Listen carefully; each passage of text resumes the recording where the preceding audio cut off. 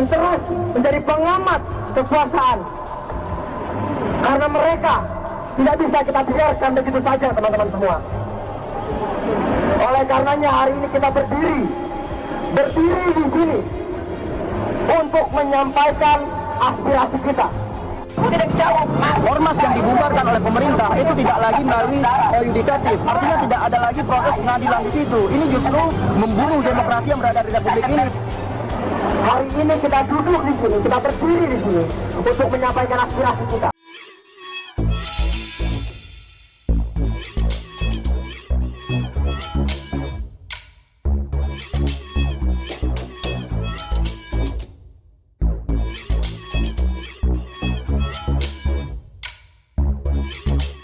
Tonton video ini sampai selesai agar Anda tidak gagal paham.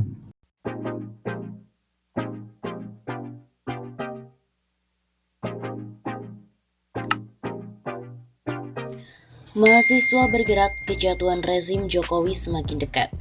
Kejatuhan rezim despotik Jokowi penindas rakyat semakin dekat. Ketidakpuasan sudah meluas ke seluruh lapisan masyarakat dan seluruh Indonesia. Demikian yang dikatakan oleh aktivis dan mahasiswa Universitas Indonesia, Nugroho Triprakurso, dalam artikel yang berjudul Enough is Enough Jokowi. Kata Nugroho, kebijakan rezim Jokowi hanya menguntungkan segelintir taipan Cina dan kroni pendukung oligarki kekuasaannya. Sementara pada saat yang sama, menindas dan menzalimi rakyat yang menjadi pemilik sah negeri ini. Menurut Nugroho, kebengisan rezim ini bermula dari kriminalisasi aktivis Islam menggunakan Undang-Undang ITE sejak tahun 2016. Sudah ratusan orang masuk penjara, padahal tak satu pun unggahan para terpidana tersebut di media sosial.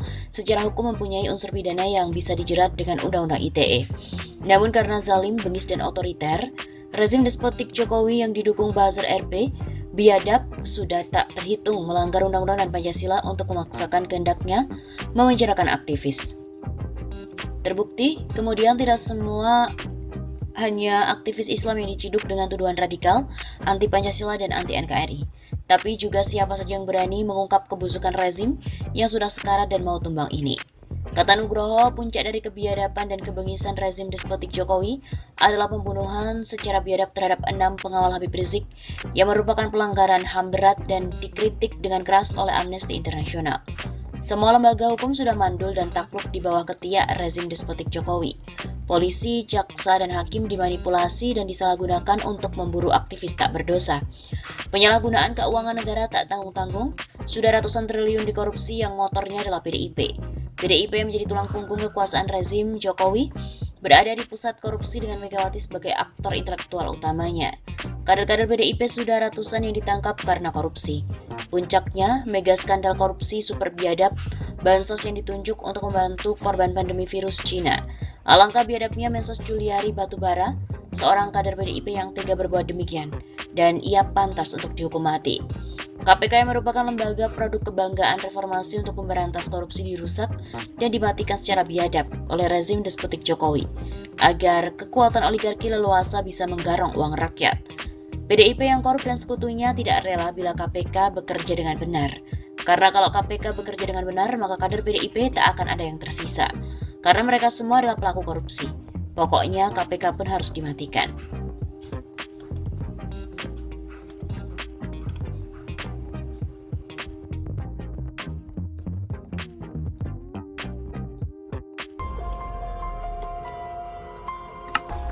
Kepada yang terhormat Ketua MPR Republik Indonesia Bapak Bambang Susatyo di Jakarta, dengan hormat Assalamualaikum warahmatullahi wabarakatuh.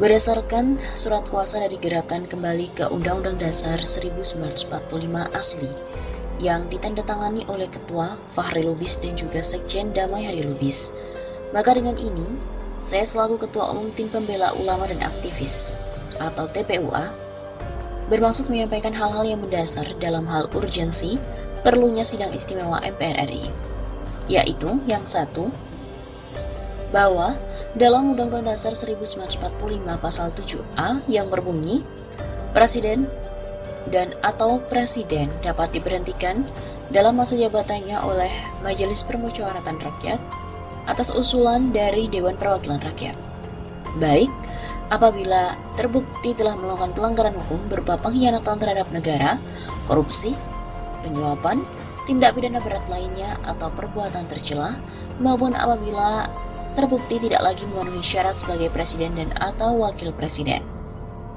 Bahwa dari ketentuan pasal 7A Undang-Undang Dasar 1945 tersebut, sangat jelas kewenangan MPR RI untuk dapat mengadakan sidang istimewa sehubungan dengan dugaan pelanggaran hukum dan juga perbuatan tercela dari Presiden RI Joko Widodo. Berhubungan dengan itu, fungsi DPR RI sebagaimana yang disyaratkan dalam undang-undang tersebut.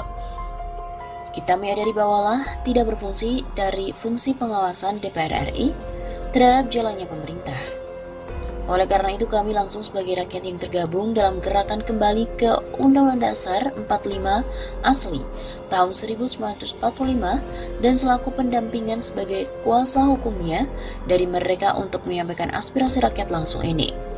Adapun hal yang diduga pelanggaran hukum dan perbuatan tercela dari Presiden RI ke-7 Joko Widodo yaitu sebagai berikut.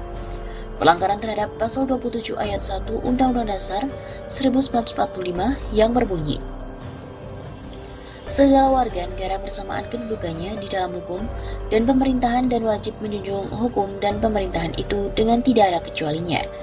Yang diduga pelanggaran hukumnya antara lain berlaku diskriminatif terhadap gerakan teroris dan juga separatis, yaitu gerakan bersenjata di Papua tidak pernah dianggap teroris dan dibasmi.